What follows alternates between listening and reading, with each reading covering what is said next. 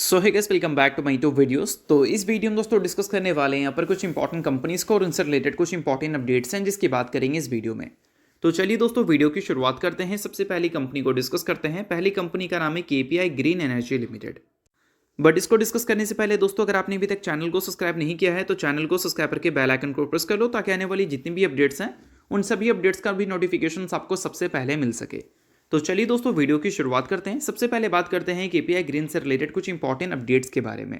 सो दोस्तों, अभी रिसेंटली इस कंपनी ने अपनी Q3 के अर्निंग्स को रिपोर्ट किया था, जहां पर कंपनी के जो नेट प्रॉफिट थे वो ईयर ऑन ईयर बेसिस पे हमें 67% से ग्रो करते हुए नजर आए। और वही कंपनी अर्निंग्स के साथ आपको डिविडेंड का भी अनाउंसमेंट करती हुई दिखी।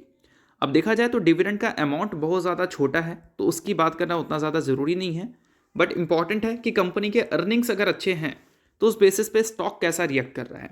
और स्टॉक का रिएक्शन अगर देखोगे तो वो सही है, अच्छा देखने को मिल रहा है। बट अच्छा हमें क्यों देखने को मिल रहा है ये भी हम लोग समझ लेते हैं। तो देखो दोस्तों, जब भी मार्केट के एक्सपेक्टेशंस के हिसाब से कोई चीज़ अगर नहीं होती तो मार्केट हमेशा रिएक्ट करता है, और ज़्यादा रिएक्ट तब करता है जब कोई स्टॉक अंडर वैल्यूड हो या फिर ओवर वैल्यूड हो। अंडर वैल्यूड ओवर वैल्यूड को हटा दो, कोई कंपनी थोड़ा ज़्यादा एक्सपेंसिव हो या फिर थोड़ा पहले के मुकाबले सस्ती हो। अब देखो, जब हम बात करते हैं डिक्सन टेक्नोलॉजी की तो वो कंपनी बहुत ही अच्छी है। नंबर्स भी उसके कंसिस्टेंट हमें अच्छे देखने को मिलते हैं। वैल्यूएशन वाइज कंपनी एक्सपेंसिव बस हमें देखने को मिलती है, और उसके नंबर्स जब 1 करोड़ से भी अगर मिस कर गए तो मार्केट एक दिन में बहुत हेवी सेलिंग दिखाती है डिक्सन टेक्नोलॉजी में। क्यों? क्योंकि वैल्यूएशन वाइज वो एक्सपेंसिव है।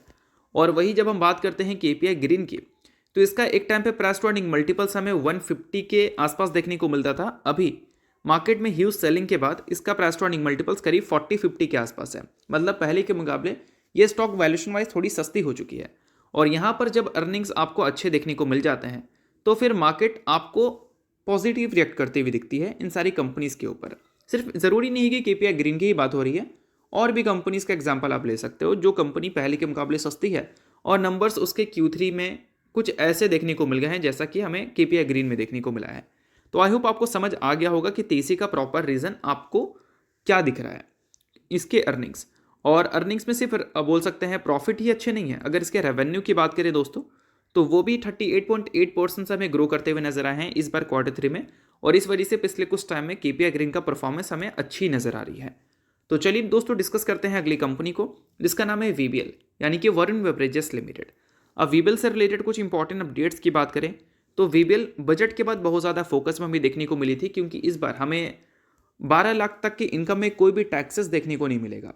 और इस वजह से क्या हुआ कि एफएमसीजी कंपनी जिसके कंजप्शंस लगातार हमें वीक देखने को मिल रही थी, उसके कंजप्शंस हमें बढ़ने की उम्मीद है। और इस वजह से वीबीएल जैसी कंपनीज या फिर बाकी के जो एफएमसीजी कंपनीज तो उसमें तेज़ी दिख रही थी, बट अभी पिछले कुछ टाइम में वो तेज़ी एक प्रॉफिट बुकिंग में कन्वर्ट हो चुका है। तो अब दोस्तों वीडियो में आगे बढ़ने से पहले बात कर लेते हैं एक वेबिनार के बारे में जो कि हमने अरेंज किया है आपके लिए। और ये वेबिनार आपके लिए काफ़ी ज़्यादा यूजफुल रहेगा, क्योंकि यहाँ पर काफ़ी कुछ आपको ऐसी चीज़ें सीखने को मिलेंगी जो कि इस बियर मार्केट में आपको पैसा बनाने में काफ़ी ज़्यादा हेल्प करेगा। और जब बुल मार्केट आएगा तो आपका पोर्टफोलियो सबसे ज़्यादा अच्छा होगा।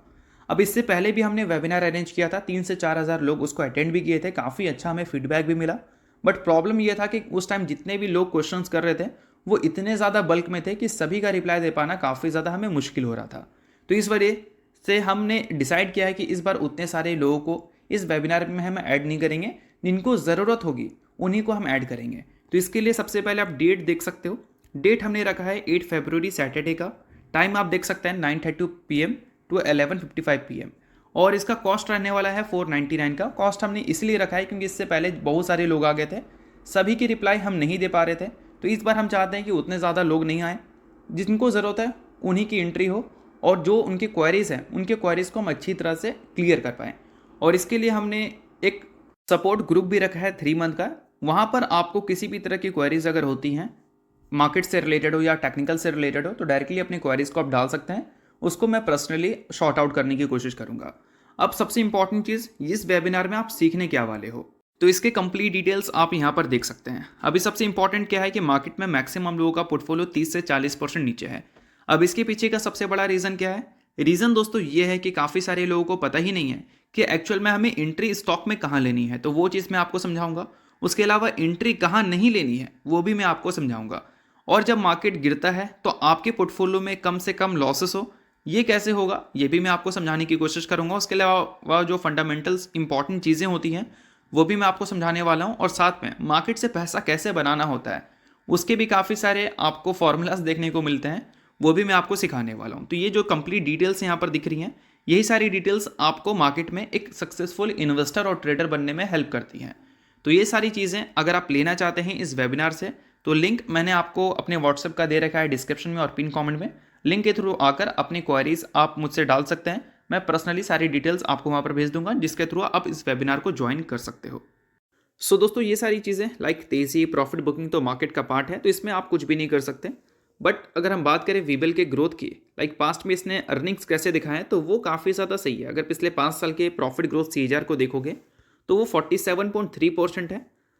अगर ROE को ट्रैक करें पिछले 3 साल का, तो वो 30.3% दिखेगा, और सेल्स ग्रोथ पिछले 10 साल का अगर देखोगे तो वो 21.8% है। और ये सारी चीज़ों के बाद अब बात करेंगे इसके Q3 के अर्निंग्स के बारे में, जो कि हमें 10 फरवरी को आते हुए देखने को मिलेंगे।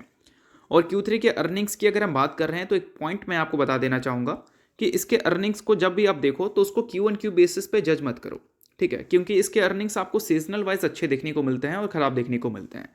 अगर गर्मी टाइम में है तो वहाँ पर इसके अर्निंग्स अच्छे दिखेंगे, और वही विंटर टाइम है तो इसके अर्निंग्स फिर आपको ख़राब देखने को मिलते हैं। तो Q3 का जो पीरियड है वो बेसिकली विंटर पीरियड होता है, और Q3 के पीरियड में इसके नंबर्स आपको Q1Q बेसिस पे कभी भी अच्छे देखने को नहीं मिलते हैं, हमेशा आपको ईयर ऑन ईयर बेसिस पे कंपैरिजन करनी है। तो पिछले साल की बात करें तो कंपनी ने 2668 करोड़ का सेल्स रिपोर्ट किया था, जिसको अगर ईयर ऑन ईयर बेसिस पे कंपैरिजन करें तो वहाँ पर 20% की ग्रोथ इसने दिखाई थी। तो इस बार Q2 में जो कंपनी ने ग्रोथ दिखाया वो 24% का था, और अभी रिसेंटली कंपनी ने कुछ एक्विजिशंस भी की है, जो कि इंडिया की कंपनी का नहीं है, इंडिया के बाहर की कंपनी का है। तो इससे हम उम्मीद कर सकते हैं कि इस बार जो Q3 के अर्निंग्स हमें देखने को मिलेंगे इस कंपनी में, वो ईयर ऑन ईयर बेसिस पे फिर से 20% की ग्रोथ एटलीस्ट हमें वहाँ पर देखने को मिल सकती है। और 20% की ग्रोथ अगर देखने को मिल गई तो फिर नंबर्स जो कंपनी ने पास्ट में दिखा रखा है उसी लेगेसी को कंपनी आगे भी कंटिन्यू करती हुई दिखेगी। तो देखते हैं कि अर्निंग्स हमें 10 फरवरी को कैसे देखने को मिलेंगे, बट अर्निंग्स से पहले मेरी क्या एक्सपेक्टेशन थी वो मैंने आपको समझा दिया। तो चलिए दोस्तों, डिस्कस करते हैं अब अगली कंपनी को, जिसका नाम है डिक्सन टेक्नोलॉजी लिमिटेड। अब डिक्सन टेक्नोलॉजी को लेकर रिसेंटली एक हमने एनालिसिस वीडियो किया था, जहां पर हमने डिस्कस की थी कि डिक्सन का जो रेवेन्यू जनरेट होता है वो किस सेगमेंट से कितना है। तो सबसे ज़्यादा रेवेन्यू इस कंपनी का मोबाइल एंड EMS सेगमेंट से आता है, जो कि टोटल रेवेन्यू का 60% है। और इसके फ्यूचर प्लान्स कंपनी के कैसे हैं उसकी भी बात हमने किया था, जो कि कंपनी ने अपने कॉन कॉल में दिखाया था। बट अब हम बात करेंगे second highest revenue generate segment के बारे में, जो कि है कंज्यूमर इलेक्ट्रॉनिक सेगमेंट। सो दोस्तों, इस Q3 की अगर हम सिर्फ बात करें तो कंज्यूमर इलेक्ट्रॉनिक सेगमेंट से जो इसका नया रेवेन्यू जनरेट किया था वो 633 करोड़ था, और ऑपरेटिंग प्रॉफिट था 22 करोड़ का, और ऑपरेटिंग प्रॉफिट मार्जिन था करीब 3.5% का। और इसी चीज़ को अगर पिछले साल के Q3 से कंपैरिजन करें तो इस बार का जो 633 करोड़ का नंबर था वो पिछले साल के Q3 के नंबर से 32% कम है।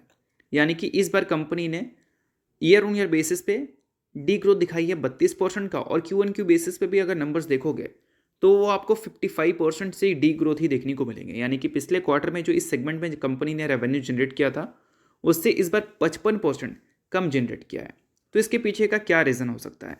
तो इसके पीछे का दोस्तों रीजंस वगैरह कंपनी ने हाईलाइट की है कि LED TV के मार्केट की बात करें तो वहाँ पर हमें डिमांड कम देखने को मिल रही है। अब ये चीज़ हमने देखा था, काफ़ी सारी कंपनी के जो मैनेजमेंट हैं लाइक FMCG कंपनीज, उनके मैनेजमेंट ने भी बताया था कि मार्केट में डिमांड कम है, कंजप्शंस कम हो रही हैं। तो इस वजह से FMCG कंपनीज के नंबर भी कुछ खास हमें देखने को नहीं मिले, और कंज्यूमर इलेक्ट्रॉनिक्स सेगमेंट जो डिक्सन टेक्नोलॉजी का है उसके नंबर भी कुछ खास अच्छे देखने को मिले नहीं हैं। तो 12 लाख तक के इनकम में जो जीरो टैक्स का फैसला गवर्नमेंट ने किया है उससे कहीं ना कहीं इसके ये सेगमेंट को एक रिवाइवल मिल सकता है। और इसके अलावा दोस्तों, अगर हम बात करें इसी सेगमेंट में रेफ्रिजरेटर बिजनेस के बारे में, तो वहाँ पर कंपनी ने 166 करोड़ का रेवेन्यू जनरेट किया, जो कि पिछले साल के कंपैरिजन में अगर देखोगे तो 11.7% आपको कम ही देखने को मिल रही है। बट वही अगर हम बात करें ऑपरेटिंग मार्जिन की, तो वहाँ पर 10 बेसिस पॉइंट से इंप्रूवमेंट हमें देखने को मिल रहा है। तो कंपनी का मेन सेगमेंट जो है इलेक्ट्रॉनिक नहीं बोल सकते हैं मोबाइल एंड EMS का, वो तो अच्छा कर रहा है, but second main segment consumer electronic वो उतना ज़्यादा इंप्रेसिव परफॉर्मेंस हमें इस Q3 में करता हुआ दिखा नहीं है। और क्यों नहीं करता हुआ दिखा है उसके रीजंस भी कंपनी ने हाईलाइट किए थे, उसकी भी बात कर ली हमने। अब देखते हैं कि ये सारी चीज़ों को कंपनी कब आने वाले कल में इम्प्रूव कर पाती है। तो चलिए दोस्तों डिस्कस करते हैं अब अगली कंपनी को, जिसका नाम है इन्फो एज इंडिया लिमिटेड। अभी रिसेंटली इस कंपनी ने 1:5 के रेशो में स्टॉक स्प्लिट का अनाउंसमेंट किया है, जिसमें कंपनी एक शेयर के बदले अपने इन्वेस्टर्स को 5 इक्विटी शेयर देने का फैसला किया है। तो आपकी इन्वेस्टमेंट 5 गुना नहीं होने वाला है, इन्वेस्टमेंट आपका वही रहेंगे, बट आपके नंबर ऑफ शेयर्स 5 से मल्टीप्लाई होने वाला है, क्योंकि आपका जो इन्फो एज का शेयर का वैल्यू है वो कम होने वाला है। और ऐसे मेनली कंपनी वही करती है जिसका शेयर प्राइस ज़्यादा हो जाता है और वॉल्यूम्स की कमी होने लगती है। तो लिक्विडिटी बढ़ाने के लिए कंपनी स्प्लिट बोनस जैसे इवेंट्स ऑर्गेनाइज करती हुई दिखती है। तो Info Edge India Limited 1:5 split का अनाउंसमेंट इसी रीजन से करती हुई दिख रही है। सो दोस्तों ये सारी कुछ इंपॉर्टेंट कंपनी से रिलेटेड इंपॉर्टेंट अपडेट थी जिसकी बात हमने किया इस वीडियो में। होप करता हूँ वीडियो आपको अच्छा लगा होगा। लाइक कीजिए, पहली बार सब्सक्राइब कीजिए। वीडियो के लिए बहुत बहुत शुक्रिया।